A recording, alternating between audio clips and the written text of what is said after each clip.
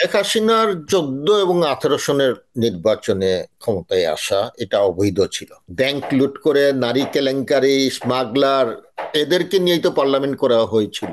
আমি শেখ হাসিনার কথা শুনে যদি এই গত ইলেকশনের পরেই যতগুলা এটা করতাম, তাহলে আজকে বিদেশে রিফিউজি হিসেবে থাকতাম না। আমি 16 সংশোধনী তো উনি আমাকে প্রেশার দিয়েছিলেন বঙ্গভবনে নিয়ে, এটা তো সবাই জানে, সরকারও স্বীকার করেছে।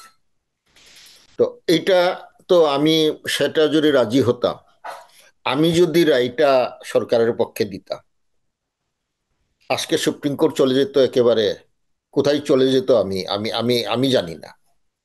বুঝলেন না? এই পার্লামেন্ট, এই এমপি, আপনি এখন তো সবার চেহারা, যা চরিত্র ফুটে উঠেছে। এই কি ধরনের পার্লামেন্টের মেম্বার ছিলেন!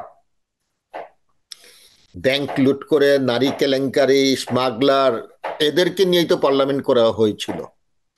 এদের হাতে যদি সুপ্রিম কোর্টের বিচারকদের তাদের ডিসিপ্লিনারি মেজার যদি থাকতো, তাহলে সুপ্রিম কোর্ট চলে যেত। আমি তো রক্ষা করে আসলাম সুপ্রিম কোর্টকে। এইটাই আমার মনে একটু শান্তি পাচ্ছি। অ্যাটলিস্ট সুপ্রিম কোর্ট আর রেহাই পেল হাসিনার ইয়ের থেকে।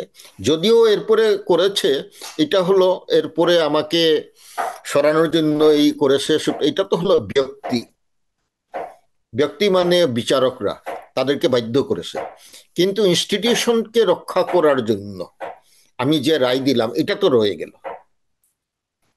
এখন ব্যক্তি যদি আপনি করাপ্ট হয়ে যান, যেমন পুলিশের মধ্যে হারুনকে বলা হচ্ছে, আর্মির মধ্যে ওই যে কি জয়নাল না কি একজন, এরকম।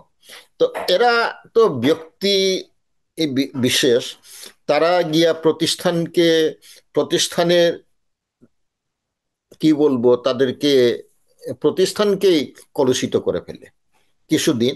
কিন্তু আইন ঠিক থাকলে, এখন যেমন বাংলাদেশের সুপ্রিম কোর্টে এই যে এখন প্রধান বিচারপতি একজন, উনি সৎ মানুষ, ভালো লোকজন নিয়োগ দিয়েছেন, সৈয়দ রেফাত আহমদ।